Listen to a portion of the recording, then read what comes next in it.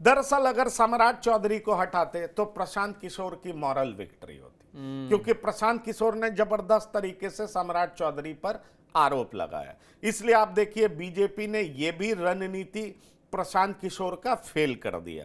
दूसरी बात आप देख लीजिए, दिलीप जायसवाल मंत्री बन रहे हैं, दिलीप जायसवाल पर क्या क्या आरोप नहीं लगाया, लेकिन बीजेपी दिलीप जायसवाल पर भी भरोसा जता रही है। मेरा एक सवाल जरूर है, मैं ये सवाल फिर से करना चाहूंगा कि क्या ऐसे दिलीप जायसवाल पर जो करप्शन का आरोप है और तरह तरह का आरोप जो ये प्रशांत किशोर लगाते हैं, उसकी सत्यता क्या है, इसकी जांच जरूर होनी चाहिए। और पब्लिक ऑफिस में कोई बैठता है तो कम से कम उसका चेहरा जरूर साफ होना चाहिए। लेकिन सवाल उठता है कि इतनी बड़ी विक्ट्री है, इन तमाम चीजों को पार्टी ने दरकिनार कर दिया है, और ये सिर्फ बीजेपी ने ही नहीं किया बल्कि आप देख लीजिए जेडीयू ने भी किया। अशोक चौधरी पर भी तो बहुत बड़ा नाम था ना, अशोक चौधरी मंत्री बने। इसलिए मैं आपसे ये कहना चाहूंगा कि सवाल कई हैं। मुझे लगता है प्रशांत किशोर खुद ये बात कहते भी हैं कि अब चूंकि सवाल किया नहीं जा रहा क्योंकि विक्ट्री इतनी बड़ी हो गई है, लेकिन एक दूसरा सच ये भी है कि इस विक्ट्री के पीछे ये नाम तो जरूर है जिनके ऊपर आरोप लगे, इन पर कोई जांच या तमाम चीज़ें जो भी प्रक्रिया नहीं हुई, जबकि होना चाहिए, फेयर तो यही है।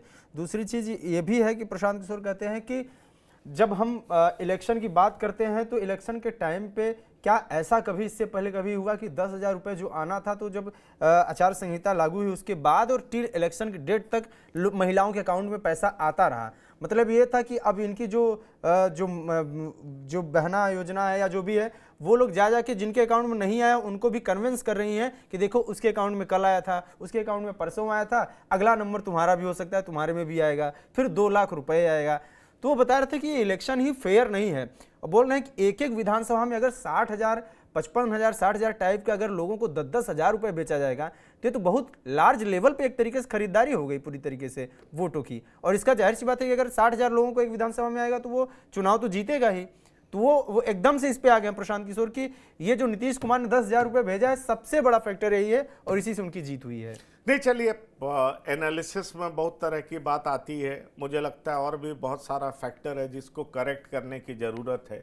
सवाल ये उठता है कि प्रशांत किशोर क्या क्या करना चाह रहे थे और वो बाद में डाइल्यूट होता हुआ दिखा। शुरुआत में लगा कि वो करप्शन के खिलाफ क्रूसेडर हैं, लेकिन चुनाव से 1-1.5 महीने पहले वो सारी करप्शन की बातें जो है वो पीछे हटने लगी। वो कहीं फिर प्रशांत किशोर उस मुद्दे पर डटे नहीं रहे। अब ये उनकी रणनीति थी या उन्हें क्या समझ में आई, ये बात तो शायद वही बेहतर बता सकेंगे। लेकिन बहरहाल अभी की जो स्थिति है उसकी चर्चा हम कर सकते हैं। अब आप देख लीजिए कि जिस तरीके से तमाम नाम जिनको प्रशांत किशोर ने टेंटेड घोषित किया था वो सब बड़े चेहरे के रूप में मंत्रिमंडल में शामिल हुए। प्रशांत किशोर ने सम्राट चौधरी पर आरोप लगाया था, सम्राट चौधरी उप मुख्यमंत्री हैं। सम्राट चौधरी पर 2 तरह के आरोप थे, एक उनके डिग्री को लेकर के था, दूसरा ये था कि वो जो 7 लोगों की हत्या हुई थी उसमें वो आरोपी थे।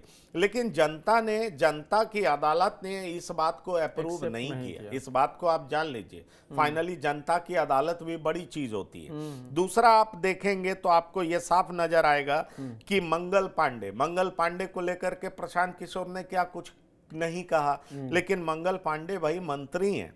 उसके बाद आप देख लीजिए दिलीप जायसवाल, डॉक्टर दिलीप जायसवाल को लेकर के भी प्रशांत किशोर ने बहुत कुछ कहा। डॉक्टर दिलीप जायसवाल मंत्री बनाए गए हैं।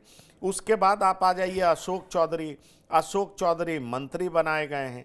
तो ये सारे लोग वो जिनको जनसुराज दागदार बता रही थी, कोर्ट ऑफ लॉ में घसीटने की बात कर रही थी, परसेप्शन लगातार बिगाड़ने का काम कर रही थी, या आप कह लें उनके शब्दों में वो सच उजागर कर रही थी, लेकिन जनता की अदालत में सही तरीके से ये मैसेज नहीं गया और ये सब लोगों को मंत्री बनाया जा रहा है। हाँ, ये बात जरूर है कि अगर पुराने नीतीश कुमार को आप देखें तो किसी भी मंत्री पर आरोप लगता था तो नीतीश कुमार उन्हें मंत्रिमंडल में शामिल नहीं करते थे। लेकिन अब नीतीश कुमार या बीजेपी इन तमाम लोगों को शामिल कर रही है। तो एक बात बहुत साफ है कि प्रशांत किशोर के किसी भी आरोप को बीजेपी हो या जेडीयू हो उसने थोड़ा भी नहीं सुना है, उस पर ध्यान नहीं दिया है। और इतने भारी भरकम मैंडेट मिलने के बाद एक चीज बहुत साफ हो गया है कि भाई प्रशांत किशोर को जनता ने पूरे तरीके से खारिज कर दिया है। जनता का कोई दबाव एनडीए पर है नहीं, इसलिए इनको मंत्री बना दिया गया है।